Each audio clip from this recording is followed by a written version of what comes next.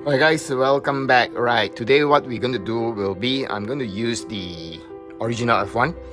I'm not going to use the Ultra today. I'm going to use the original F1 and I'm going to use the flexible attachment we're going to do on a piece of rock. Okay, a river rock. Okay, first of all, on the other videos, I already showed you actually how are we going to use the flexible attachment. And to use the leveler, the mini leveler down here, okay, to make a level on the rock before we actually put in there to actually engrave onto a rock. All right, so okay, so let's get started. So I have done the leveling on the rock down here. Okay, we're gonna put it in.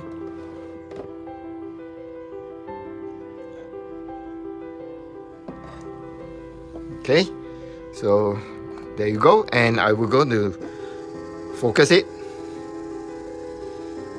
Okay, so just to make sure that both of the red and blue lines are in one spot down there. All right, okay, so there it goes. All right, so this has been aligned. Okay, and we will go into the XCS and I will do the framing on the rock before we start any engraving. Alright, so I will go into the XCS. Down here, right, this is the text that we're going to do. Alright, we're going to do this text. And then I already connected to the F1.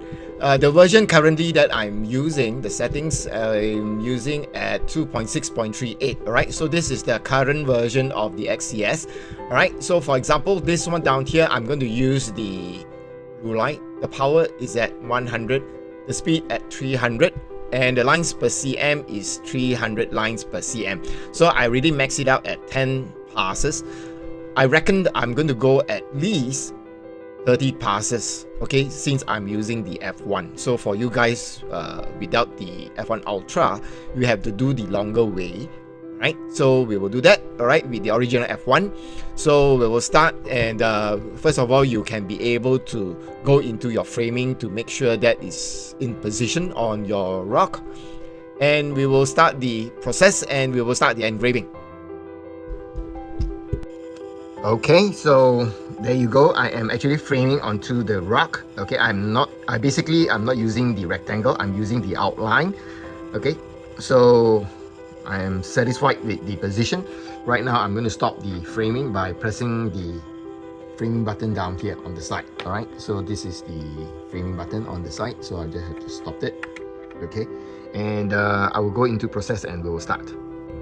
Okay, so it's done after 30 passes. We will take a look at the finished product of it. Okay, let's bring it out. Okay, so this has been done with the original F1. The power is 100. The speed is 300 millimeter per second, and the lines per cm is 300 as well. So it's went in.